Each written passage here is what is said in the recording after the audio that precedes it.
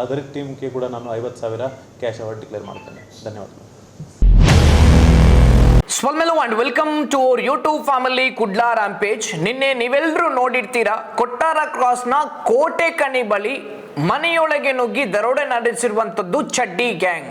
ಇವರು ಮಧ್ಯಪ್ರದೇಶದಲ್ಲಿ ಇರುವಂಥವರು ಅನ್ನುವಂಥ ವಿಚಾರ ಪೊಲೀಸರಿಗೆ ಮಾಹಿತಿ ಕೂಡ ಹೋಗುತ್ತೆ. ಈಗ ಅರೆಸ್ಟ್ ಕೂಡ ಆಗಿದ್ದಾರೆ. ಇಬ್ರು ತಪ್ಪಿಸೋಕೆ ಪ್ರಯತ್ನ ಕೂಡ ನಡೆಸಿದ್ದಾರೆ. ಮುಂಜಾನೆ ವೇಳೆ 7 ಗಂಟೆಗೆ ಮಾಜಾರು ಮಾಡುವಂತಹ ಸಂದರ್ಭದಲ್ಲಿ ಆರೋಪಿಗಳು ತಪ್ಪಿಸೋಕೆ ಪ್ರಯತ್ನ ಪಡ್ತಾರೆ. ಪೊಲೀಸರ ಮೇಲೇನೆ ಹಲ್ಲೆ ನಡೆಸೋಕೆ ಪ್ರಯತ್ನ ಕೂಡ ಪಡ್ತಾರೆ. ಆಗ ಪೊಲೀಸರು ಶೂಟ್ ಮಾಡ್ತಾರೆ. ಶೂಟ್ ಮಾಡಿದಾಗ ಅವರ ಕಾಲಿಗೆ ಗಾಯಗಳಾಗಿ ಈಗ ವೆನ್ಲಾಕ್ ಆಸ್ಪತ್ರೆಯಲ್ಲಿ ಟ್ರೀಟ್ಮೆಂಟ್ ಕೂಡ ಪಡೆಯುತ್ತಾ ಇದ್ದಾರೆ.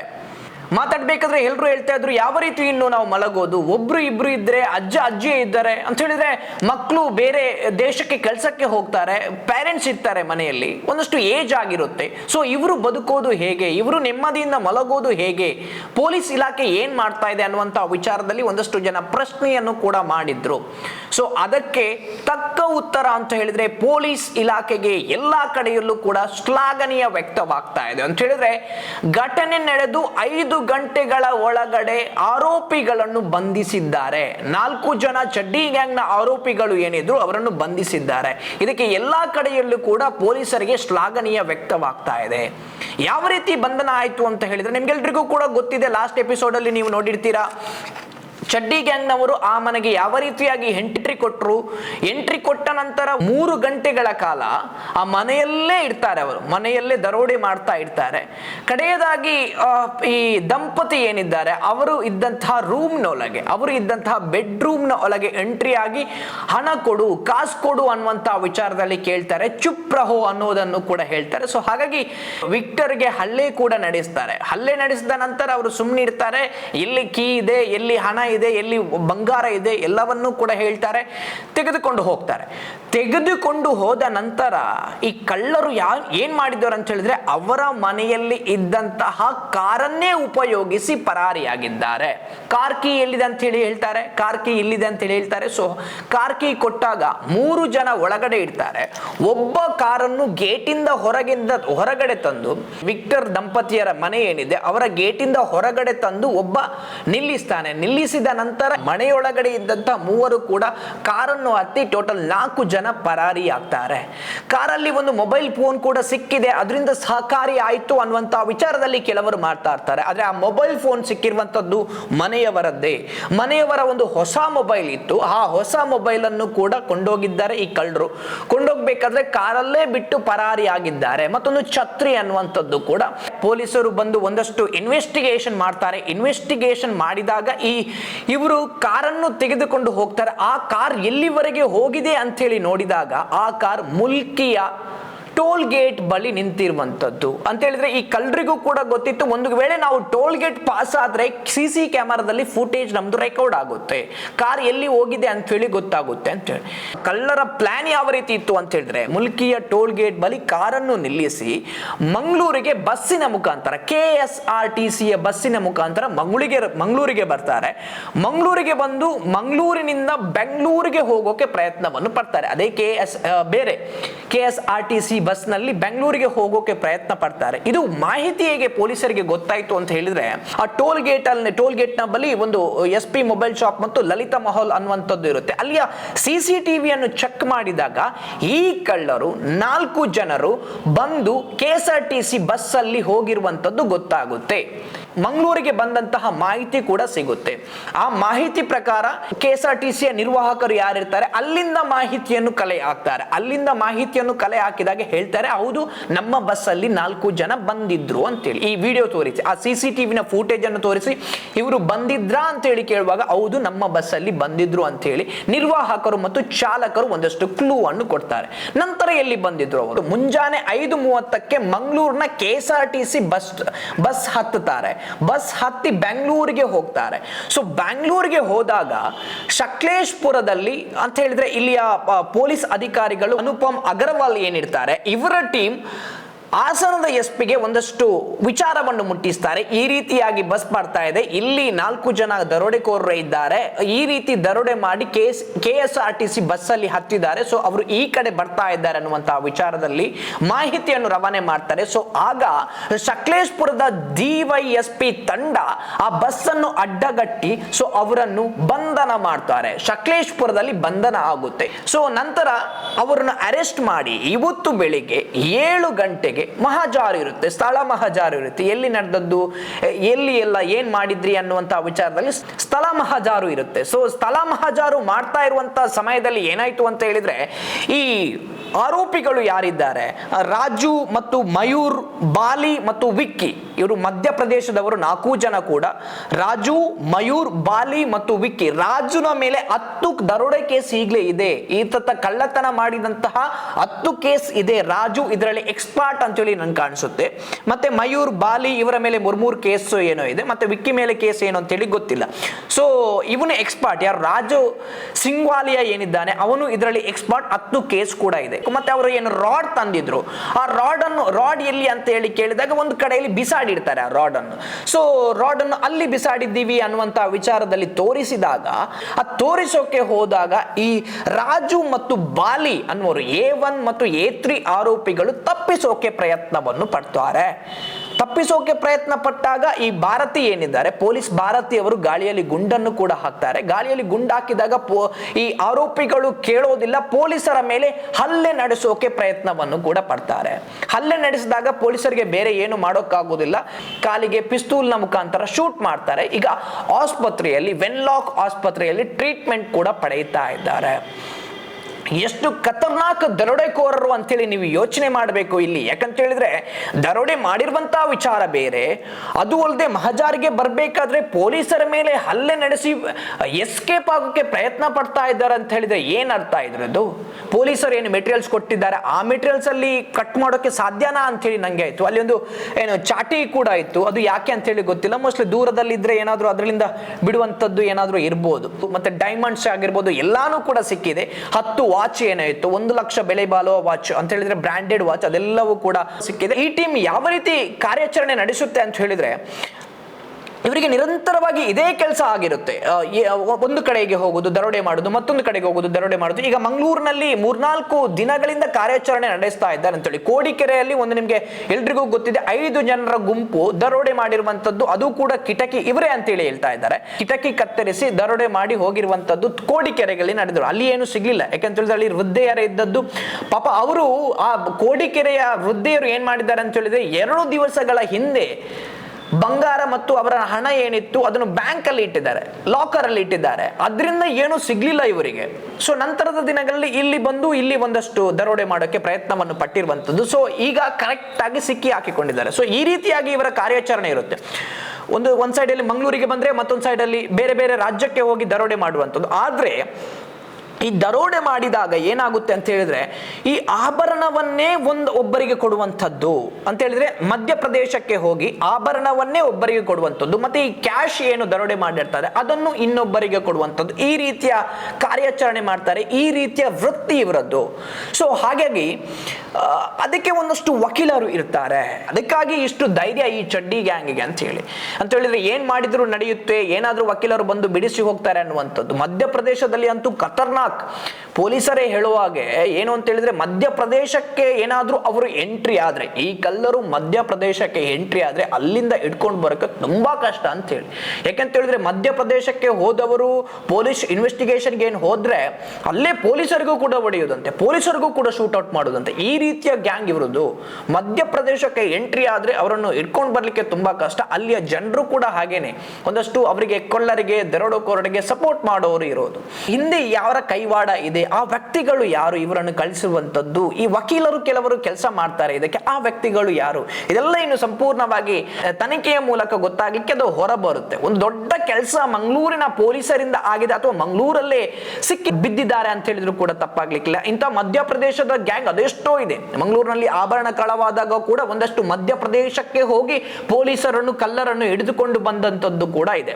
ಗೋಲ್ಡ್ ಶಾಪ್ ಅಲ್ಲಿ ಒಂದು ದರೋಡೆ ನಡೆಯುತ್ತಿತ್ತು. ಆಗ ಆ ಮಧ್ಯಪ್ರದೇಶದ ಗಿರಾಕಿಗಳು ಬಂದು ದರೋಡೆ ಮಾಡಿದ್ದು ಅನ್ನುವಂಥ ವಿಚಾರದಲ್ಲಿ ಅದರಲ್ಲಿ ಪೊಲೀಸರು ಹೋಗಿ ಮಧ್ಯಪ್ರದೇಶದಿಂದ ತನಿಖೆ ಮಾಡಿ ಅವರನ್ನು ಅರೆಸ್ಟ್ ಮಾಡಿ ಹರಸಾಹಸ ಪಟ್ಟು ಅರೆಸ್ಟ್ ಮಾಡಿಕೊಂಡು ಬಂದಿದ್ದಾರೆ. ಅದಕ್ಕೂ ಕೂಡ ಶ್ಲಾಘನೀಯ ವ್ಯಕ್ತವಾಗಿದೆ. ಸೊ ಹೀಗಿರ್ಬೇಕಾದ್ರೆ ಇದು ಚಡ್ಡಿ ಗ್ಯಾಂಗ್ ಅನ್ನು ಕಟ್ಟಿ ಹಾಕೋಕೆ ಸೂಕ್ತ ಸಮಯ. ಒಂದಷ್ಟು ದೊಡ್ಡ ಮಟ್ಟದಲ್ಲಿ ಇನ್ವೆಸ್ಟಿಗೇಷನ್ ಆಗಲೇಬೇಕು. ಯಾಕಂತಂದ್ರೆ ಇದು ಸಾಮಾನ್ಯ ಅಂತೇಳಿ ನಾವು ಯಾರೂ ಕೂಡ ಯೋಚನೆಯನ್ನು ಮಾಡಬಾರ್ದು. ಇದರಿಂದ ದೊಡ್ಡ ಕೈವಾಡ ಇದೆ. ಇವರಿಗೆ ವಕೀಲರು ಇದ್ದಾರೆ ಅಥವಾ ಇವರು ಇಷ್ಟು ಧೈರ್ಯದಿಂದ ಮಧ್ಯಪ್ರದೇಶದಿಂದ ಮಂಗಳೂರಿಗೆ ಅಥವಾ ನಾನಾ ಜಿಲ್ಲೆಗೆ ಹೋಗಿ ನಾನಾ ರಾಜ್ಯಕ್ಕೆ ಹೋಗಿ ಕಲವು ಮಾಡ್ತಾರೆ ಅಂತ ಹೇಳಿದ್ರೆ ಇದರ ಅರ್ಥ ಏನು? ಇವರ ವೃತ್ತಿ ಇದು ಆದ್ರೆ ಜನರು ಬದುಕೋದು ಹೇಗೆ? ಒಂದಷ್ಟು ಜನಗಳು ಟ್ಯಾಕ್ಸ್ ಅನ್ನು ಕಟ್ತಾರೆ ಗೌರ್ಮೆಂಟ್ಗೆ ಅಂತ ಹೇಳಿದ್ರೆ ಇದರ ಅರ್ಥ ನಮಗೆ ಸುರಕ್ಷತೆ ಬೇಕು, ರಕ್ಷಣೆ ಬೇಕು ಅನ್ನುವಂತ ವಿಚಾರದಲ್ಲಿ. ಸೊ ಈ ರೀತಿ ರಕ್ಷಣೆ ಇಲ್ಲ ಅಂತ ಹೇಳಿದ್ರೆ ಯಾವ ರೀತಿ ಯಾಕೆ ಟ್ಯಾಕ್ಸ್ ಕಟ್ಟೋದು ಗೌರ್ಮೆಂಟ್ಗೆ ಅನ್ನುವಂಥದ್ದು ಕೂಡ ಜನರಲ್ಲಿ ಪ್ರಶ್ನೆ ಮೂಡುತ್ತೆ. ಸೊ ನಾನು ಹೇಳೋದು ಇಷ್ಟೇ, ಕಾನೂನು ಇದೆ, ಕಠಿಣವಾಗಿದೆ, ಆದ್ರೆ ಶಿಕ್ಷೆ ಆಗುವಂಥದ್ದು ಕೆಲವು ಜನರಿಗೆ ಸಾಕ್ಷಿ ಇರೋದಿಲ್ಲ ಅನ್ನುವಂತ ವಿಚಾರದಲ್ಲಿ, ಸಾಕ್ಷಿ ನಾಶ ಆಗುತ್ತೆ, ಸಾಕ್ಷಿ ಇರೋದಿಲ್ಲ, ಸಾಕ್ಷಿ ಹೇಳೋಕೆ ಯಾರು ಬರೋದಿಲ್ಲ ಅನ್ನುವಂತ ವಿಚಾರದಲ್ಲಿ ಕಾನೂನು ಕರೆಕ್ಟ್ ಆಗಿದೆ, ಕಠಿಣ ಆಗಿದೆ. ಅಪರಾಧಿಗೆ ಶಿಕ್ಷೆ ಆಗದಿದ್ರೂ ಕೂಡ ಪರವಾಗಿಲ್ಲ, ಆದ್ರೆ ಒಬ್ಬ ನಿರಪರಾಧಿಗೆ ಶಿಕ್ಷೆ ಆಗಬಾರ್ದು ಅನ್ನುವಂತ ಉದ್ದೇಶದಲ್ಲಿ ಇರುವಂತಹ ಕಾನೂನು. ಶಿಕ್ಷೆ ಆಗೋದು ತೀರಾ ಕಡಿಮೆ. ಅದಕ್ಕೋಸ್ಕರ ಇಂಥ ವ್ಯಕ್ತಿಗಳಿಗೆ, ದರೋಡೆಕೋರರಿಗೆ, ಕಳ್ಳರಿಗೆ ಇಷ್ಟೊಂದು ಧೈರ್ಯ ಬರುವಂಥದ್ದು, ಎಲ್ಲ ಕಡೆಯಲ್ಲಿ ಹೋಗಿ ದರೋಡೆ ಮಾಡುವಂಥದ್ದು. ಏನ್ರಿ 4 ವರ್ಷ 5 ವರ್ಷ ಜೈಲಾಗಿ ಬರ್ತೀವಿ, ಏನ್ರಿ ಬೇಲ್ ಸಿಗುತ್ತೆ, ಏನ್ರಿ ಸಾಕ್ಷಿ ಯಾರಿದ್ದರಿ, ಸಾಕ್ಷಿ ಯಾರಾದ್ರೂ ಹೇಳೋಕ್ ಬಂದ್ರೆ ನೋಡೋಣ ಯಾರು ಹೇಳ್ತಾರೋ ನೋಡೋಣ, ಬೆದರಿಕೆ ಇದೆ ಮುಗಿಸುವ ಅಂತೇಳಿ. ಸೊ ಹಾಗಿರ್ಬೇಕಾದ್ರೆ ಆ ಸಾಕ್ಷಿಗಳಿಗೂ ಒಂದಷ್ಟು ಪ್ರೊಟೆಕ್ಷನ್ ಕೊಡಬೇಕು ಸರ್ಕಾರ. ಸಾಕ್ಷಿಗಳಿಗೆ ಪ್ರೊಟೆಕ್ಷನ್ ಕೊಟ್ರೆ ಅವರಿಗೂ ಧೈರ್ಯ ಬರುತ್ತೆ, ಹೇಳುವ ಶಿಕ್ಷೆ ಆಗಲೇಬೇಕು ಇವರಿಗೆ ಅಂತೇಳಿ. ದೊಡ್ಡವರು ಈ ರೀತಿ ಕೃತ್ಯ ಮಾಡಿ ಬಚಾವಾಗುದೇ ಈ ರೀತಿ ಅಂತೇಳಿ ಬೇರಿಂದಲೇ ಕಿತ್ತು ಒಯ್ಸಬೇಕು ಇವರುಗಳನ್ನು. ಮತ್ತೆ ಇವುಗಳು ಹುಟ್ಟಬಾರ್ದು, ದರೋಡೆಕೋರರು ಅನ್ನುವಂಥದ್ದು ಹುಟ್ಟಬಾರ್ದು. ದರೋಡೆಕೋರರು ಹುಟ್ಟಿದ್ರೆ ಅವರಿಗೆ ಭಯ ಆಗಬೇಕು, ಆ ಪ್ರಕರಣದಲ್ಲಿ ಹೇಗಾಗಿದೆ, ಕಳ್ಳರಿಗೆ ಏನಾಗಿದೆ, ಬೇಡ ನಮ್ಮ ಜೀವನವೇ ಹಾಳಾಗಿ ಹೋಗುತ್ತೆ ಅನ್ನುವಂತಹ ಹೆದರಿಕೆ ಹುಟ್ಟಬೇಕು. ಆಗ ಈ ರೀತಿಯ ದರೋಡೆಕೋರರು ಹುಟ್ಟೋಕೆ ಅಥವಾ ದರೋಡೆ ಮಾಡೋಕೆ ಸಾಧ್ಯ ಇಲ್ಲ. ಆ ಕಳ್ಳತನ ಆಗ್ಬಾರ್ದು, ಅದಕ್ಕೇನು ಪ್ರೊಸೀಜರ್ ಇದೆ. ಆ ರೀತಿ ಕಳ್ಳರು ಇನ್ನು ಹುಟ್ಟಬಾರ್ದು, ಅದಕ್ಕೇನು ಪ್ರೊಸೀಜರ್ ಇದೆ. ಇದು ಮಾಡಿದ್ರೆ ಕಳ್ಳತನ ಕೂಡ ಕಡಿಮೆ ಆಗುತ್ತೆ. ಯೋಚನೆ ಮಾಡ್ರಿ, ನೀವು ಒಂದು ಮನೆಯಲ್ಲಿ ಕಳ್ಳತನ ಮಾಡೋಕೆ 3 ಗಂಟೆ ಆ ಮನೆಯಲ್ಲೇ ಕೂತಿದ್ದಾರೆ, 3 ಗಂಟೆಗಳ ಕಾಲ ಕಳ್ಳತನ ಮಾಡಿದ್ದಾರೆ ಅಂತ ಹೇಳಿದ್ರೆ ಯಾವ ಧೈರ್ಯ ಇರಬೇಕು ಅವರಿಗೆ? ಯಾಕಂತ ಹೇಳಿದ್ರೆ ಕಳ್ಳತನ ಮಾಡೋಕೆ ಹೋದಾಗ ಒಂದು ಬರ್ತಾರೆ, ಯಾರೋ ಬರ್ತಾರಪ್ಪ ಓಡಿ ಹೋಗೋಣ ಹಾಗೆ ಹೀಗೆ ಬೊಬ್ಬೆ ಹಾಕಿದಾಗ ಎಸ್ಕೇಪ್ ಆಗೇ ಆಗ್ತಾರೆ. ಅದರಲ್ಲೂ ಇವರು ಆ ದಂಪತಿ ಇದ್ರೂ ಕೂಡ 3 ಗಂಟೆಗಳ ಕಾಲ ಆ ಮನೆಯನ್ನು ಫುಲ್ ಸುತ್ತಾಡಿ ಏನೆಲ್ಲ ಇದೆ ಅದನ್ನೆಲ್ಲ ಅವರ ಕಾರಲ್ಲೇ ವಾಪಸ್ ಹೋಗಿದ್ದಾರೆ ಅಂತ ಹೇಳಿದ್ರೆ ಏನರ್ಥ ಇದ್ರದ್ದು? ಎಷ್ಟು ದೊಡ್ಡ ಖತರ್ನಾಕ್ ಕಳ್ಳರು ಇವರು. ಸೊ ಇದಕ್ಕೆ ಖಂಡಿತವಾಗ್ಲೂ ಒಂದು ದೊಡ್ಡ ಮಟ್ಟದಲ್ಲಿ ಶಿಕ್ಷೆ ಆಗಲೇಬೇಕು ಇವರಿಗೆ. ಇದರ ಹಿಂದೆ ಇರುವಂತದ್ದು ಯಾರೆಲ್ಲ ಅನ್ನುವಂತ ವಿಚಾರದಲ್ಲಿ ಗೊತ್ತಾಗಬೇಕು. ಮತ್ತೆ ಇದಕ್ಕೆ ಕಡಿವಾಣ ಹಾಕಿದ್ರೆ ಒಳ್ಳೇದು. ಯಾಕಂತ ಹೇಳಿದ್ರೆ ಮುಂದೆ ಈ ರೀತಿ ಯಾರೆಲ್ಲ ದರೋಡೆಕೋರರು ಇರ್ತಾರೆ, ಯಾರೆಲ್ಲ ಕಳ್ಳರು ಇರ್ತಾರೆ, ಅವರಿಗೆ ಕಳ್ಳತನ ಮಾಡೋಕೆ ಭಯ ಪಡ್ಬೇಕು. ಅವರು ಅಂತ ಟ್ರೀಟ್ಮೆಂಟ್ ಕೊಡಬೇಕು ಇವರುಗಳಿಗೆ. ನಿಯತ್ತಾಗಿ ದುಡಿಯೋದು ಬಿಟ್ಟು ಎಷ್ಟೋ ಜನ ಇದ್ದಾರೆ ಕೈಕಾಲು ಇಲ್ಲದವರು, ಎಷ್ಟೋ ಜನ ಎಷ್ಟೋ ಚೆನ್ನಾಗಿ ದುಡಿತಾ ಇದ್ದಾರೆ. ಪ್ರಯತ್ನ ಅಂತ ಹೇಳಿದ್ರೆ ಭಿಕ್ಷೆ ಕೂಡ ಬೇಡೋದಿಲ್ಲ, ಯಾರ ಹಂಗೂ ಬೇಡ, ನನಗೆ ಏನು ಸಿಗುತ್ತೆ ಅದ್ರಲ್ಲಿ ನಾನು ಬದುಕ್ತೀನಿ ಅನ್ನುವಂಥ ವಿಚಾರದಲ್ಲಿ ಕೈಕಾಲು ಇಲ್ಲದವರು ಎಷ್ಟು ಚೆನ್ನಾಗಿ ದುಡಿತಾರೆ. ಇವರುಗಳಿಗೆ ಏನು ಸಂಕಟ? 21 ವರ್ಷ, 22 ವರ್ಷ, 23 ವರ್ಷದ ಜನ, 3 ಜನ 25 ವರ್ಷದ ಒಳಗಡೆಯವರು, ಮತ್ತೊಬ್ಬ 30 ವರ್ಷದವ. ಇವರಿಗೆ ಏನ್ ಸಂಕಟ? ಕೈಕಾಲು ಗಟ್ಟಿ ಇದೆ, ಏನ್ ಸಂಕಟ ದುಡಿಯೋಕೆ? ದರೋಡೆ ಮಾಡ್ತಾರೆ. ಯಾರ್ಯಾರು ಮಾಡಿದಂತ ಕಷ್ಟಪಟ್ಟು ದುಡಿದ ಹಣವನ್ನು ಇವರು ಲೂಟ್ತಾರೆ ಅಂತ ಹೇಳಿದ್ರೆ ಹಾಗಾದ್ರೆ ಈ ದೇಶದಲ್ಲಿ ಹೇಗೆ ಬದುಕೋದು ಹೇಗೆ ನಾವು? ಇದಕ್ಕೆ ಕಡಿವಾಣ ಹಾಕ್ಲೇಬೇಕು, ದೊಡ್ಡ ಮಟ್ಟದಲ್ಲಿ ಶಿಕ್ಷೆ ಆಗ್ಬೇಕು. ಇಂಥ ಕಳ್ಳರು, ಇಂಥ ದರೋಡೆಕೋರರು ಮತ್ತೆ ಹುಟ್ಟಬಾರ್ದು. ಆ ರೀತಿ ಪೊಲೀಸ್ ಇಲಾಖೆ ತೋರಿಸ್ಬೇಕು ಇವರುಗಳಿಗೆ ಅಂತ ಹೇಳಿದ್ರೆ. ಮೂಲಗಳ ಪ್ರಕಾರ ಏನು ಅಂತ ಹೇಳಿದ್ರೆ ಅವರಿಗೆ ವಕೀಲರು ಇರ್ತಾರೆ, ಬರ್ತಾರೆ, ಬೆಡ್ಸ್ಕೊಂಡು ಹೋಗ್ತಾರೆ. ನೆಕ್ಸ್ಟ್ ಕ್ಯಾರೆ ಇರೋದಿಲ್ಲ ಅವರಿಗೆ, ಇನ್ನೊಂದಷ್ಟು ದರೋಡೆ ಮಾಡ್ತಾರೆ. ಯಾರೇ ಏನಾಗ್ಲಿ ವಕೀಲರು ಇರ್ತಾರೆ, ಬರ್ತಾರೆ. ಆದ್ರೆ ಇಲ್ಲಿ ಸಾಯಿಸೋದಿಲ್ಲ ನೋಡಿ, ಅವರನ್ನು ಯಾರನ್ನು ಕೂಡ ಸಾಯಿಸೋದಿಲ್ಲ, ದರೋಡೆ ಮಾಡಿ ಹೋಗ್ತಾರೆ. ಸೊ ಅದೊಂದು ಪುಣ್ಯದ ಕೆಲಸ. ಅದು ಆಕ್ಚುಲಿ ನಿನ್ನೆ ನೋಡ್ಬೇಕಾದ್ರೆ ನನಗೆ ಏನಾದರೂ ಇವರು ಕೊಟ್ಟದ್ರಲ್ಲಿ ಆಯ್ತು, ಜೀವ ಉಳಿಯಿತು. ಮತ್ತೆ ಈಗ ಅವರ ಆಭರಣ ಮತ್ತೊಂದು ಮಗದೊಂದು ಸಿಕ್ಕಿದೆ ಪೊಲೀಸ್ ತನಿಖೆಯಿಂದ. ಕೊಡೋದಿಲ್ಲ, ಏನ್ ಮಾಡ್ತೀರಾ ಅಂತ ಹೇಳಿ ಅವರ ವಿರುದ್ಧ ಫೈಟ್ ಮಾಡ್ತಾ ಇದ್ರೆ ಅವರ ಜೀವವನ್ನೇ ತೆಗಿತಾ ಇದ್ರು ಇವರು. 100% ಅವರ ಜೀವವನ್ನೇ ತೆಗಿತಾ ಇದ್ರು, ಜೀವ ಕೂಡ ಉಳಿತಾ ಇರಲಿಲ್ಲ. ಏನೋ ಆ ದಂಪತಿಗಳು ಪುಣ್ಯ ಮಾಡಿದ್ದಾರೆ, ಒಂದಷ್ಟು ಒಳ್ಳೆ ಕೆಲಸ ಮಾಡಿದ್ದಾರೆ. ಸೊ ಹಾಗಾಗಿ ಅವರನ್ನು ದೇವರು ಬದುಕಿಸಿದ್ದಾರೆ, ದೇವರೇ ಬದುಕಿಸಿದ್ದು ಅಂತ ಹೇಳಿದ್ರು ಕೂಡ ತಪ್ಪಾಗ್ಲಿಕ್ಕಿಲ್ಲ. ಇಲ್ಲಿ ಪೊಲೀಸರು ಹೇಳಿದ ಪ್ರಕಾರ CCTV ನಮಗೆ ಮುಖ್ಯವಾಯಿತು ಅನ್ನುವಂಥದ್ದು. CCTV ಒಂದು ಎಷ್ಟು ಕೆಲಸ ಮಾಡುತ್ತೆ ನೋಡಿ. ಹಾಗಾದ್ರೆ CCTV ತುಂಬಾ ಮುಖ್ಯ ಪಾತ್ರ ವಹಿಸಿದೆ. ಮಾಲಕರು ಆಗಿರ್ಬೋದು, ನಿರ್ವಾಹಕರು ಆಗಿರ್ಬೋದು, ಚಾಲಕರು ಆಗಿರ್ಬೋದು ಒಂದಷ್ಟು ಡೀಟೇಲ್ಸ್ ಅನ್ನು ಕೊಟ್ಟಿದ್ದಾರೆ, ಒಂದಷ್ಟು ವಿವರವನ್ನು ಕೊಟ್ಟಿದ್ದಾರೆ, ಎಲ್ಲಿಂದ ಎಲ್ಲಿ ಹೋಗಿದ್ದಾರೆ ಅಂತೇಳಿ. ಆದ್ರೆ ತುಂಬಾ ದೊಡ್ಡ ಮಟ್ಟದಲ್ಲಿ CCTV ಕೆಲಸ ಮಾಡಿದೆ. ಸೊ ಹಾಗಾಗಿ ಎಲ್ಲರ ಮನೆಗೂ CCTV ಅನ್ನು ಹಾಕಿ, ಮತ್ತೆ ಮಲಗಬೇಕಾದ್ರೆ ಡೋರ್ ಅನ್ನು ಕ್ಲೋಸ್ ಮಾಡಿ ಹಾಕಿ. ಈ ದಂಪತಿಗಳು ಅಷ್ಟೇ, ಅವ್ರು ಏನ್ ಮಲಗಿದ್ರು ಆ ಡೋರ್ ಅನ್ನು ಕ್ಲೋಸ್ ಮಾಡಿಲ್ಲ. ಕ್ಲೋಸ್ ಮಾಡದ ಕಾರಣ ಇವರಿಗೆ ಅವರು ಡೈರೆಕ್ಟ್ ಆಗಿ ಎಂಟ್ರಿ ಆದ್ರು ಏನ್ ಮಾಡೋಕ್ಕಾಗಿಲ್ಲ. ಇಲ್ಲ ಅಂತ ಹೇಳಿದ್ರೆ ಡೋರ್ ಕ್ಲೋಸ್ ಮಾಡಿ ಮಲಗ್ತಾ ಇದ್ರೆ ಆ ಡೋರ್ ಅನ್ನು ಓಪನ್ ಮಾಡುವಾಗ ಇವ್ರಿಗೆ ಗೊತ್ತಾಗ್ತಿತ್ತು ಹೊರಗಡೆ ಯಾರೋ ಬಂದಿದ್ದಾರೆ ಅಂತ ಹೇಳಿ. ಯಾಕೆ ಟಕ್ ಅಂತೇಳಿ ಯಾರಿಗಾದ್ರೂ ನೇಬರ್ಸ್ಗೆ ಫೋನ್ ಮಾಡಿದ್ರೆ ಅಲ್ಲಿಂದ ನೇಬರ್ಸ್ ಕೂಡ ಬರ್ತಾ ಇದ್ರು, ಅಥವಾ ಪೊಲೀಸರಿಗೆ ಫೋನ್ ಮಾಡಿ ಏನಾದ್ರು ಆಗ್ತಾ ಇತ್ತು. ಇಲ್ಲ ಅಂತ ಹೇಳಿದ್ರೆ 112ಗೆ ಇವರಿಗೆ ಡೈರೆಕ್ಟ್ ಆಗಿ ಫೋನ್ ಮಾಡಬಹುದಿತ್ತು. ಆ ರೂಮ್ ಅಲ್ಲೇ ಕೂತ್ಕೊಂಡು ಡೋರ್ ಅವರು ಓಪನ್ ಮಾಡುವ ಸಮಯದಲ್ಲಿ ಇವರು ಡೋರ್ ಓಪನ್ ಇಟ್ಟೇ ಮಲಗಿದ್ರು. ಸೊ ಹಾಗೆ ಒಳಗಡೆ ಬಂದ ತಕ್ಷಣ 3 ಮೊಬೈಲ್ ಏನಿದೆ, ಸ್ಯಾಮ್ಸಂಗ್ ಮತ್ತೊಂದು ಮಗದೊಂದು ಮೊಬೈಲ್, ಅದನ್ನು ಜಡ್ಜಿ ಪುಡಿ ಮಾಡಿದ್ದಾರೆ. ಯಾರಿಗೂ ಕಾಲ್ ಮಾಡಬಾರ್ದು ಅಂತೇಳಿ ಗುದ್ದಿ ಜಡ್ಜಿ ಪುಡಿ ಮಾಡಿದ್ದಾರೆ, ಯಾರಿಗೂ ಕಾಲ್ ಮಾಡಬಾರ್ದು ಅಂತೇಳಿ. ಇದೆಲ್ಲ ವೆಲ್ ಎಕ್ಸ್ಪೀರಿಯನ್ಸ್ಡ್ ಕಳ್ಳರು ಅಂತ ಹೇಳಿದ್ರು ಕೂಡ ತಪ್ಪಾಗ್ಲಿಕ್ಕಿಲ್ಲ. ಸೊ ಹಾಗಾಗಿ ಅಲ್ಲಿ CCTV ತುಂಬಾ ಒಳ್ಳೆ ಕೆಲಸ ಮಾಡಿದೆ. ನಂಗೆ ಬೇಸರ ಆಗುದು ಅಂತ ಹೇಳಿದ್ರೆ, ಆ ಧರ್ಮಸ್ಥಳ ಗ್ರಾಮದಲ್ಲಿ ಇದ್ದ CCTV ಫುಟೇಜ್ ಅನ್ನು ನಾಶ ಮಾಡ್ತಾರೆ. CCTV ಫುಟೇಜ್ ಇಂದ DYSP ಯಾರೋ COD ನ DYSP ಒಬ್ರು ಮಾತಾಡ್ತಾರೆ, ಏನೋ ದರಿದ್ರ ಮುನಿ ಅವರು ಮಾತಾಡ್ತಾರೆ, CCTV ಇದ್ರೆ ಏನು ಪ್ರಯೋಜನ ಇಲ್ಲ, ಮಪ್ಪಾಗಿ ಕಾಣುತ್ತೆ, ಸಂಜೆ ವೇಳೆ ಕಾಣುತ್ತೆ, ಮುಪ್ಪಾಗಿ ಕಾಣುತ್ತೆ, ಮತ್ತೊಂದು ಮಗದು ಅಂತೇಳಿ. CCTV ಇಂದ ಎಷ್ಟೊಂದು ಹೆಲ್ಪ್ ಆಗಿದೆ. ಸೌಜನ್ಯ ಪ್ರಕರಣದಲ್ಲಿ CCTV ನಾಶ ಮಾಡಿದ್ದಾರೆ, CCTV ಇಂದ ಏನು ಅಗತ್ಯನೇ ಇಲ್ಲ ಅಂತೇಳಿ ಹೇಳ್ತಾ ಇದ್ದಾರೆ. ಹಾಗಾದ್ರೆ ಎಷ್ಟು ಆ ಸೌಜನ್ಯ ಪ್ರಕರಣದಲ್ಲಿ ಮಾಡಿದಂತ ಅಧಿಕಾರಿಗಳು ಎಷ್ಟು ಕರಪ್ಟೆಡ್ ಆಗಿರ್ಬೇಡ್ರಿ. ಸೊ ಇದಿಷ್ಟು ಈ ಮಂಗಳೂರಿನಲ್ಲಿ ನಡೆದಂತಹ ದರೋಡೆಗೆ ಸಂಬಂಧಪಟ್ಟಂತಹ ಬೆಳವಣಿಗೆ. ಮುಂದೇನಾದ್ರೂ ಬೆಳವಣಿಗೆ ಆದ್ರೆ ಅದರ ವಿವರವನ್ನು ಕೂಡ ನಿಮಗೆ ತಿಳಿಸ್ತೀನಿ. ಧನ್ಯವಾದ ವಿಡಿಯೋ ನೋಡಿದ್ದಕ್ಕೆ. ತಮ್ಮೆಲ್ಲರಿಗೆ ಗೊತ್ತಿರೋ ಹಾಗೆ ಸುಮಾರು ಕಳೆದ 3-4 ದಿವಸದಿಂದ ಮಂಗಳೂರಲ್ಲಿ ಒಂದು ಅಂತಾರಾಜ್ಯ ಚಡ್ಡಿ ಬನಿಯನ್ ಗ್ಯಾಂಗ್ದು ಒಂದು ಆತಂಕ ಇತ್ತು. ಕೆಲವು CCTV ಫುಟೇಜ್ ನಾವು ಎಲ್ಲ ಪಬ್ಲಿಕ್ಕನ್ನು ಸರ್ಕ್ಯುಲೇಷನಲ್ಲಿ ಮಾಡಿದ್ವಿ. ಅದರಲ್ಲಿ ಒಂದು 5 ಜನ ಒಂದು ಶಾರ್ಟ್ಸ್ ಹಾಕ್ಕೊಂಡು ಮನೆಯಲ್ಲಿ ನುಗ್ಗಿ ಕಳ್ತನ ಮಾಡೋದು ಅವರು ಪ್ರಯತ್ನ ಮಾಡಿದ್ದಾರೆ. ಈ ನಿಟ್ಟಿನಲ್ಲಿ ಮೊದಲೇ ಇನ್ಸಿಡೆಂಟ್ 6ನೇ ತಾರೀಕು ಮಿಡ್-ನೈಟ್ ವಿವೇಕಾನಂದ ನಗರ್ ಕೋಡಿಕಲ್ ರಸ್ತೆಯಲ್ಲಿ ರಿಪೋರ್ಟ್ ಆಗ್ತದೆ. ಅದರಲ್ಲಿ ಸುಮಾರು ಒಂದು CCTV ಫುಟೇಜ್ ಪ್ರಕಾರ ಸುಮಾರು 5 ಜನ ಮನೆಗೆ ಒಂದು ಗ್ರಿಲ್ ಕಟ್ ಮಾಡಿ ಒಳಗಡೆ ಹೋಗ್ತಾರೆ. ಆದ ನಂತರ ಮನೆ ಸರ್ಚ್ ಮಾಡಿ ಒಂದು ಅಲ್ಮಿರಾಯಿಂದ ಅವ್ರಿಗೆ ಸುಮಾರು 10,000 ಹಣ ಖಾಲಿ ಮನೆಯಲ್ಲಿ ಲೂಟಿ ಮಾಡಿ ಹೋಗ್ತಾರೆ. ತದನಂತರ ನಾವು ಎಲ್ಲ ಕಡೆ ಸರ್ಚ್ ಆಪರೇಷನ್ಸ್ ಎಲ್ಲ ಸ್ಟಾರ್ಟ್ ಮಾಡಿದ್ದೀವಿ, ಎಲ್ಲ ಅವ್ರಿಗೆ ಹುಡುಕ್ಲಿಕ್ಕೆ ಪ್ರಯತ್ನ ಮಾಡಿದ್ದೀವಿ. ಆದರೆ 2 ದಿವಸ ಕಳೆದುಬಿಟ್ಟು 9ನೇ ತಾರೀಕು ಬೆಳಗಿನ ಜಾವ ಸುಮಾರು ಒಂದು 3:15 ಮತ್ತೆ ಉರ್ವ ವ್ಯಾಪ್ತಿಯಲ್ಲಿ ಕೊಟ್ಟಾರ ಚೌಕ ರಸ್ತೆಯಲ್ಲಿ ಒಂದು ಇನ್ಸಿಡೆಂಟ್ ರಿಪೋರ್ಟ್ ಆಗ್ತದೆ. ಸೊ ಒಬ್ಬ 61 ವರ್ಷ ಮುದುಗ ಶ್ರೀ ಮೆಂಡುಂಜ ಅವ್ರ ಮನೆಗೆ ಈ 4 ಜನ ಚಡ್ಡಿ ಗ್ಯಾಂಗ್ ಆರೋಪಿಗಳು ಮನೆದು ಗ್ರಿಲ್ ಕಟ್ ಮಾಡಿ, ಆ ದಿವಸ ರಾತ್ರಿಯಲ್ಲಿ ಮಳೆ ತುಂಬ ಜಾಸ್ತಿ ಇತ್ತು. ಆವಾಗ ಈ ಪ್ಲಾಟಲ್ಲಿ ಒಂದು ಕಿಟಕಿ ಅದು ಗ್ರಿಲ್ ಕಟ್ ಮಾಡಿ ಅವರು ಮನೆಗೆ ನುಗ್ತಾರೆ. ಮನೆಗೆ ನುಗ್ಗಿ ಒಂದು ರೂಮನ್ನು ಸರ್ಚ್ ಮಾಡ್ತಾರೆ. ಆ ಮನೆಯಲ್ಲಿ ಏನೂ ಸಿಗೋದಿಲ್ಲ. ನಂತರ ಒಂದು ಬೆಡ್ರೂಮಲ್ಲಿ ಗಂಡ ಹೆಂಡತಿ ಇಬ್ಬರು ಮಲಗ್ತಾರೆ. ಅವ್ರಿಗೆ ಮೊದಲೇ ಇವರು ಒಂದು ರಾಡಿಂದ ಅವರು ಕಾಲು ಮೇಲೆ ಹಲ್ಲೆ ಮಾಡಿ ಅವ್ರಿಗೆ ಹೇಳ್ತಾರೆ, ನಿಮ್ಮ ಹತ್ರ ಏನೇನು ಚಿನ್ನಾಭರಣ ಇದೆ ಮತ್ತು ಕ್ಯಾಶ್ ಇದೆ, ನಮಗೆ ಕೂಡಲೇ ಕೊಡಿ, ಅದರ್ವೈಸ್ ನಾವು ನಿಮ್ಮೆಲ್ಲರಿಗೆ ಸಾಯ್ತೀವಿ. ಇದ್ರ ಬಿಟ್ಟು ಇಮಿಡಿಯೇಟ್ಲಿ ಗಂಡ ಹೆಂಡತಿಯವರು ಅವ್ರಿಗೆ ಒಂದು ಎಲ್ಮಿರಾದ ಕೀ ಕೊಡ್ತಾರೆ. ಎಲ್ಮಿರಾದಲ್ಲಿ ಸುಮಾರು ಚಿನ್ನಾಭರಣಗಳು ಇರ್ತದೆ ಮತ್ತು ಡೈಮಂಡ್ ನೆಕ್ಲೆಸ್ ಇರ್ತದೆ. ಕಂಪ್ಲೇಂಟ್ ಪ್ರಕಾರ ಅದರದ್ದು ವ್ಯಾಲ್ಯೂ ಸುಮಾರು ಒಂದು 13 ಲಕ್ಷ ಇದೆ. ನಂತರ ಗಂಡ ಹೆಂಡತಿ ಇರೋದು ಒಂದು 3 ಮೊಬೈಲ್ಗೆ ಇವರು ಅಲ್ಲಿ ಸ್ಮ್ಯಾಶ್ ಮಾಡಿ ಡ್ಯಾಮೇಜ್ ಮಾಡ್ತಾರೆ. ಆದ ನಂತರ ಮನೆಯಲ್ಲಿ ಇರೋದು ಇನ್ನೊಂದು ಮೊಬೈಲ್, ಸ್ಯಾಮ್ಸಂಗ್ ಮೊಬೈಲ್ ಮತ್ತು ಕೆಲವು ಎಲ್ಮಿರಾದಲ್ಲಿ ಬ್ರ್ಯಾಂಡೆಡ್ ವಾಚಸ್ ಇತ್ತು. 1 ಲಕ್ಷದ ಬ್ರ್ಯಾಂಡೆಡ್ ವಾಚಸ್ ಎಲ್ಲರಿಗೆ ಅವರು ಒಂದು ಬ್ಯಾಗಲ್ಲಿ ಹಾಕ್ಕೊಂಡು ಅಲ್ಲಿಂದ ಹೋಗ್ತಾರೆ. ಹೋಗುವಾಗ ಅಲ್ಲಿ ವರಂಡಾದಲ್ಲಿ ಒಂದು ಕಾರ್ ಇತ್ತು, ಆ ಕಾರೇ ಕೂಡ ಅವರು ತಗೊಂಡು ಹೋಗ್ತಾರೆ.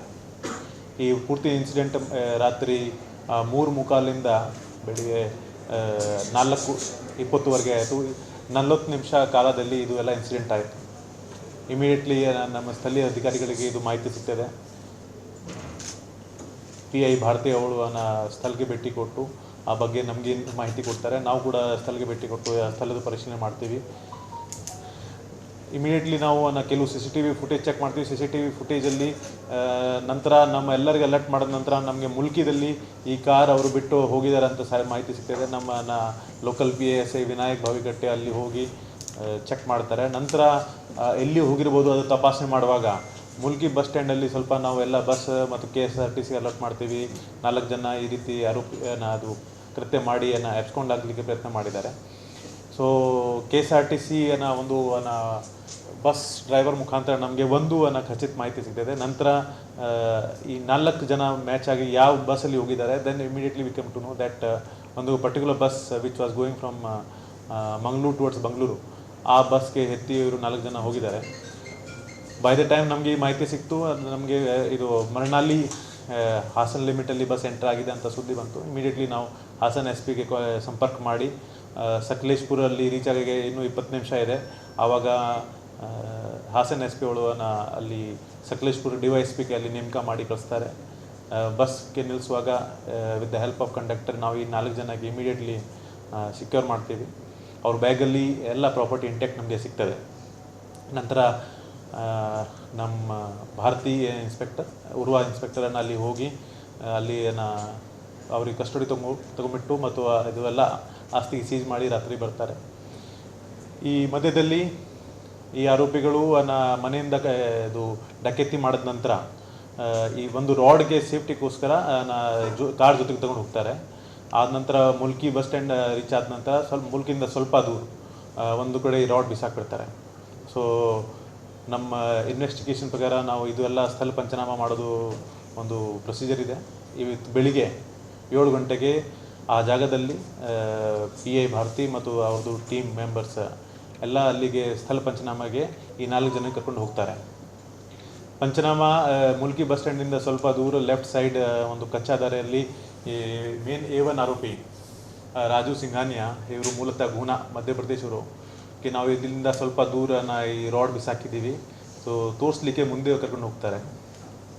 ಸೊ 4 ಜನದಲ್ಲಿ ಇಬ್ಬರಿಗೆ ಯಾರು ಬಿಸಾಕಿದ್ರು ಅವ್ರಿಗೆ ನಾವು ನಮ್ಮ ಪೊಲೀಸ್ ಸಿಬ್ಬಂದಿಗೆ ಒಂದು ಹ್ಯಾಂಡ್ ಕಫ್ ಹಾಕಿ ಮುಂದೆ ತಗೊಂಡು ಹೋಗ್ತಾರೆ. ಆವಾಗ ಒಂದು ಅವಕಾಶ ನೋಡಿ ರಾಜು A1 ಆರೋಪಿ ಇವನು ASI ವಿನಯ್ ಅವ್ರಿಗೆ ಸ್ವಲ್ಪ ಪುಷ್ ಮಾಡಿ ಮತ್ತು ಎಸ್ಕೇಪ್ ಆಗಲಿಕ್ಕೆ ಪ್ರಯತ್ನ ಮಾಡ್ತಾನೆ. ಅವರ ಒಂದು ರೈಟ್ ಹ್ಯಾಂಡಲ್ಲಿ ಹ್ಯಾಂಡ್ ಕಪ್ ಇತ್ತು, ಆ ಹ್ಯಾಂಡ್ ಕಪ್ಪಿಂದ ಪುಷ್ ಮಾಡಿ ಅವ್ರ ಮೇಲೆ ಸ್ವಲ್ಪ ಹಲ್ಲಿ ಮಾಡಿ ಉಳ್ಳಿಗೆ ಪ್ರಯತ್ನ ಮಾಡ್ತಾನೆ.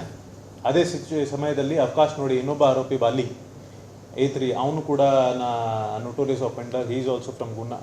ಅವನು ಕೂಡ ನಮ್ಮ PC ವಿನಯ್ಗೆ ಕೂಡ ಪುಷ್ ಮಾಡಿ ಅವ್ರು ಲೆಫ್ಟ್ ಹ್ಯಾಂಡಿಂದ ಅವ್ರ ಮೇಲೆ ಹಲ್ಲೆ ಮಾಡಿ ಇಬ್ಬರು ಒಟ್ಟಿಗೆ ಓಡಿಗೆ ಪ್ರಯತ್ನ ಮಾಡ್ತಾರೆ. ಆವಾಗ ಭಾರತಿ PSI ಅವರು ಏರ್ ಫಾರ್ ಮಾಡಿ ಅವ್ರಿಗೆ ಎಚ್ಚರಿಕೆ ಕೊಡ್ತಾರೆ. ಆದರೆ ಇಬ್ಬರೂ ನಿಲ್ಲೋದಿಲ್ಲ. ದೆನ್ ಫಾರ್ ಪ್ರಿಕಾಷನರಿ ಮೆಜರ್ ಅವ್ರ ಕಾಲ ಮೇಲೆ ಒಂದು ಫೈರ್ ಮಾಡ್ತಾರೆ, so that they can be ಸಿಕ್ಯೂರ್ಡ್.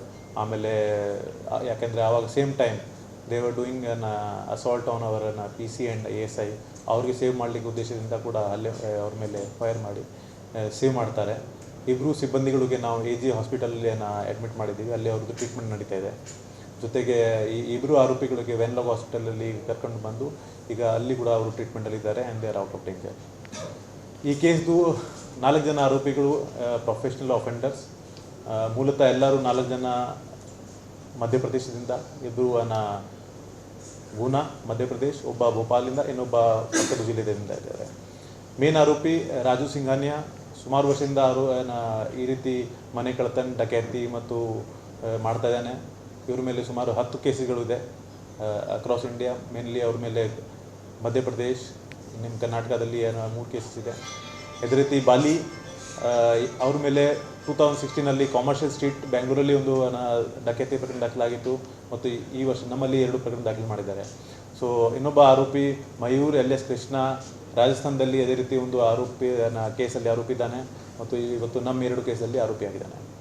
So ಒಟ್ಟಾರೆ ನಮ್ಮ ತಂಡ ಅವರು ಅತಿ ಕಡಿಮೆ ಟೈಮಲ್ಲಿ ಒಂದು ಇಂಟೆಲಿಜೆನ್ಸ್ ತೋರಿಸಿ 4 ಜನ ಆರೋಪಿಗಳಿಗೆ ಇಮಿಡಿಯೇಟ್ಲಿ ನಾವು ಅರೆಸ್ಟ್ ಮಾಡಿದ್ದೀವಿ. ಆ್ಯಂಡ್ ಏನದು ಸಿಟಿಯಲ್ಲಿ 3-4 ದಿವಸದಿಂದ ಒಂದು ಭಯದ ಸೃಷ್ಟಿಯಾಗಿತ್ತು, ಆ ಭಯದ ವಾತಾವರಣಕ್ಕೆ ದೂರ ಮಾಡಿದ್ದಾರೆ ಮತ್ತು ಪ್ರತಿಯೊಬ್ಬರು ಸಿಟಿಜನ್ಗೆ ರಿಯಶ್ಯೂರೆನ್ಸ್ ಕೊಟ್ಟಿದ್ದಾರೆ that till the time Mangaluru city police is working, no one should be afraid. So ತುಂಬ ಶ್ಲಾಘನೀಯ ಕೆಲಸ ಇದೆ. ನಾನು PI ಭಾರತೀಯ ತಂಡಗೆ ಮಂಗಳೂರು ಸಿಟಿ ಪೊಲೀಸ್ ವತಿಯಿಂದ ಒಂದು 50,000 ಅವಾರ್ಡ್ ಡಿಕ್ಲೇರ್ ಮಾಡ್ತಾ ಇದ್ದೀನಿ for this prompt and immediate detection. ಅದೇ ರೀತಿ ಮೊನ್ನೆ ತಮ್ಮೆಲ್ಲರಿಗೂ ಗೊತ್ತಿರೋ ಹಾಗೆ ಒಲಾಯಿ ಬೆಟ್ಟದಲ್ಲಿ ಅದೇ ರೀತಿಯ ಒಂದು ಡಕೈತಿ ಪ್ರಕರಣ ದಾಖಲಾಗಿತ್ತು. ಅದು ಕೂಡ ಅನ್ನೋನ್ ಬ್ಲೈಂಡ್ ಕೇಸಲ್ಲಿ ACP ಧಾನ್ಯ ಟೀಮ್ ಡಿಡ್ ವಂಡರ್ಫುಲ್ ಜಾಬ್. ಅದು ಕೂಡ ಪೂರ್ತಿ ಡಿಟೆಕ್ಷನ್ ಮಾಡಿದ್ದಾರೆ. ಅದರ ಟೀಮ್ಗೆ ಕೂಡ ನಾನು 50,000 ಕ್ಯಾಶ್ ಅವಾರ್ಡ್ ಡಿಕ್ಲೇರ್ ಮಾಡ್ತೇನೆ. ಧನ್ಯವಾದಗಳು. ಎರಡು ಸೇರಿ ಒಬ್ಬ ಈಗ ಇಂಟರೋಗೇಷನ್ ಮಾಡ್ತೀವಿ, ಸೊ ಗೊತ್ತಾಗ್ತದೆ. ಬಿಕಾಸ್ ಈಗ all these 4 offenders var involved in different offences. So definitely ಇವರು ದೊಡ್ಡ ತಂಡ ಇರ್ಬೋದು. ಸೊ ಈಗ ಇಂಟರೋಗೇಷನ್ ಮಾಡ್ತೀವಿ, ಆವಾಗ ಪ್ರತಿಯೊಂದು ತಂಡ ಮೆಂಬರ್ಸ್ದು ಡೀಟೇಲ್ಸ್ ಗೊತ್ತಾಗ್ತದೆ. ಇದು ಇವತ್ತು ನಾವು ಇಂಟರೋಗೇಷನ್ ಮಾಡೋದು ಗೊತ್ತಾಗ್ತದೆ. Because they are very slippery. ಸಾಮಾನ್ಯವಾಗಿ ಕೈಗೆ ಸಿಗೋದಿಲ್ಲ. ಅದಕ್ಕಿಂತ ಮುಂಚೆ ಕೂಡ ಕಳೆದ ವರ್ಷ ನಮ್ಮ ಟೀಮ್ ಮಧ್ಯಪ್ರದೇಶ ಹೋದಾಗ it was very difficult to secure them from there. So ಅದಕ್ಕಾಗಿ ಇವ್ರದ್ದು ಫಿಂಗರ್ ಪ್ರಿಂಟ್ ಅನಾಲಿಸಿಸ್ ಮಾಡ್ತೀವಿ ಮತ್ತು ಬೇರೆ ಬೇರೆ ಅನಾಲಿಸಿಸ್ ಮಾಡಿ ಬೇರೆ ಯಾವ್ಯಾವ ಅಫೆನ್ಸಲ್ಲಿ ಶಾಮೀಲಾಗಿದ್ದಾರೆ ಅದು ನಾವು ತಿಳ್ಕೊಳ್ತೀವಿ. ಮಂಗಳೂರ್ದು ರೈಟ್ ನಾವು ಇವ್ರದ್ದು on the basis of name, ಈಗ ನಮ್ಮ ಹತ್ರ ಇರೋದು ಒಂದು ನೇಮ್ ಆಧಾರ ಮೇಲೆ first offenders, but finger print search ಮಾಡಬೇಕು. ಯಾಕೆಂದರೆ ಬಹುತೇಕ ಪ್ರಕರಣದಲ್ಲಿ ಇವರು ರಿಯಲ್ ನೇಮ್ ಕೊಡೋದಿಲ್ಲ ಮತ್ತು ಮಿಸ್ಗೈಡ್ ಮಾಡ್ತಾರೆ ಪೊಲೀಸ್ಗೆ. ಇಲ್ಲ, ಇಬ್ಬರು ಗೂನಾದಿಂದ, ಒಬ್ಬ ಭೋಪಾಲಿಂದ, ಇನ್ನೊಬ್ಬ Madhavgarh Ashok Nagar. Yesterday night only they have been brought from Sakleshpur. ಆದ ನಂತರ ಬೆಳಿಗ್ಗೆ ಇನ್ಸಿಡೆಂಟ್ ಆಯಿತು. ಈಗ ನಾವು ಪೊಲೀಸ್ ಕಸ್ಟಡಿ ತೊಗೊಂಡ್ಬಿಟ್ಟು ಪೂರ್ತಿ ಇನ್ವೆಸ್ಟಿಗೇಷನ್ ಮಾಡ್ತೀವಿ. ನಮ್ಮ ಅನಾಲಿಸಿಸ್ ಪ್ರಕಾರ ಲಾಸ್ಟ್ 3 ಡೇಸಿಂದ.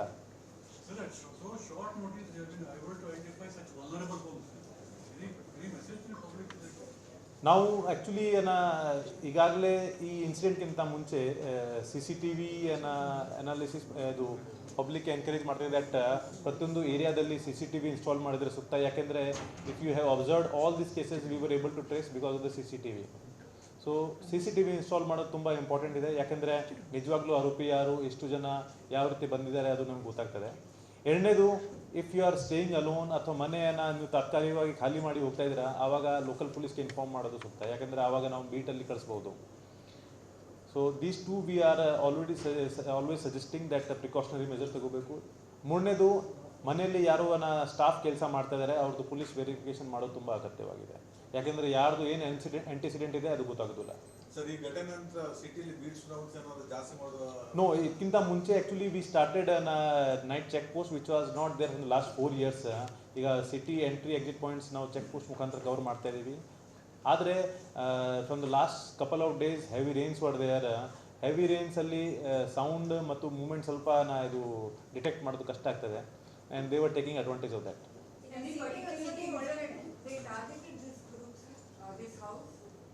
ಅದು madam will be known once we interrogate them.